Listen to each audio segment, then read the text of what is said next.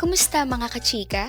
Welcome sa Chika PH, ang channel na puno ng mga kwento, reaksyon at updates tungkol sa ating mga paboritong personalidad. Sa ating video ngayon, babalik tayo sa nakaraan at titignan ang kasalukuyan ng isang personalidad na nagbigay ng maraming tawanan sa ating lahat. Naalala niyo pa ba siya? Yung tipong kapag nakita mo ang mukha niya, agad ka natatawa? Oo, si pambansang Kolokoy o si Joel Mondina sa tunay na buhay. Pero ngayon, hindi na puro biro ang kanyang kwento. Sa halip, siya ay naglalaan ng lakas para labanan ang isang malubhang sakit, ang cancer. At marami sa ating mga netizens ang nagsasabing ito ay karma dahil sa mga nangyari sa kanyang dating asawa na si Marites.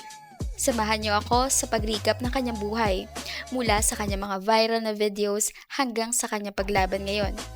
Noong 2016, unang sumikat si Kolokoy sa social media dahil sa kanyang mga nakakaaliw na videos kasama ang kanyang dating misis na si Marites o si Grace Mondina. Ang kanilang partnership ay talagang patok sa masa dahil sa relatability nila. Parang tunay na pamilya sa kamera, walang artificial na drama, puro tawanan at biruan.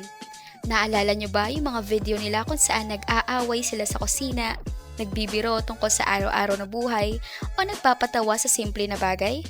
Halimbawa, yung banter tungkol sa pagluluto ng ulam o fun moments na nagpapasaya sa isa't isa. Ito ang nag-engage sa audience, hindi puro seryoso. Marami sila nag-uusap na moments, nagbibiro at nagpapatawa. Ang vibe nila ay parang mag-asawa na nagmamahalan at nag-e-enjoy sa buhay.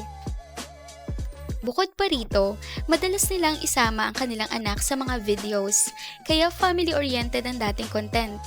Parang vlog style, daily life na puno ng humor, pagmamahal at aral sa buhay.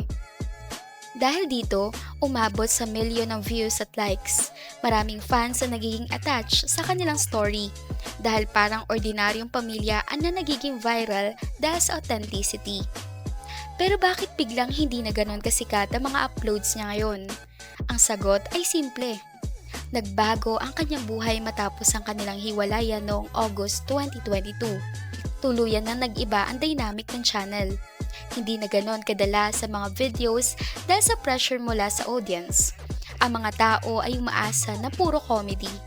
Pero sa Kolokoy ay nagsimula ng magbago. May mga panahon na sinabi niya na gusto niyang hindi na lang siya naging pambansang Kolokoy para mas seryosohin siya. Gusto niyang ipakita ang ibang side, hindi puro biro, kundi ang tunay na tao sa likod ng persona. Ngayon, iba na ang pinagdadaanan ni Kolokoy. Kamakailan, inamin niya na dumaraan siya sa malubhang laban sa cancer. Sa isang Facebook post, nagbabahagi siya ng larawan kung saan wala na ang natitira niyang buhok at nagahit na rin siya ng kanyang facial hair. Ang caption, "God never allows pain without a purpose." Ito ay malakas sa pahayag ng kanyang pananampalataya sa gitna ng sakit. Hindi pa katagal, ibinahagi rin niya na sumailalim siya sa ikalawang cycle ng chemotherapy. Hindi niya tinukoy kung saan bahagi ng katawan ng cancer, pero malinaw na mabigat ang hamon. Marami ang nagpaabot ng encouraging words. Nagdasal sila na mawala na ang cancer at malagpasan niya ang chemo. Pero sa kabila ng suporta, may ilang netizens na nanlimbak at nagsabing ito ay karma dahil sa hiwalayan nila ni Marites. Marami nagsasabing mayroon siyang kasalanan o nagawa siyang mali. Isang netizen pa ang nagkomento na mas nakakabuting humingi siya ng tawad sa kanyang real family na nasaktan daw niya. Hindi ito pinalagpas ni Kolokoy. Sa kanyang sagot, sinabi niya na hindi niya iniwan ang anak at kada buwan ay nagbabayad siya ng child support. Dagdag pa niya, hindi lahat ng relasyon ay nagtatagumpay. Minsan, mas mabuti pang lumayo kaysa manatili sa hindi gumagana. Mas mabuti pang mag-move on na lang, sabi niya. Umani naman ang suporta ang response mula sa maraming tao. Pumuri sila sa kanyang magiging kalmado at prangka. Ito ay nagpakita ng kanyang maturity at responsibility kahit sa gitna ng sakit. Sa tingin nyo, tama ba ang mga nagsasabing karma ito? O baka ito ay hamon na nagbibigay ng purpose gaya ng sinabi niya?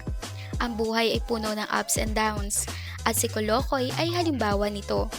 mula sa tawanan sa kamera hanggang sa paglaban sa cancer. Ang kanyang kwento ay nagpapaalala na ang mga tao ay hindi lang ang kanilang public persona. Siya ay ama, dating asawa, at ngayon ay pasyente na naghahanap ng lakas.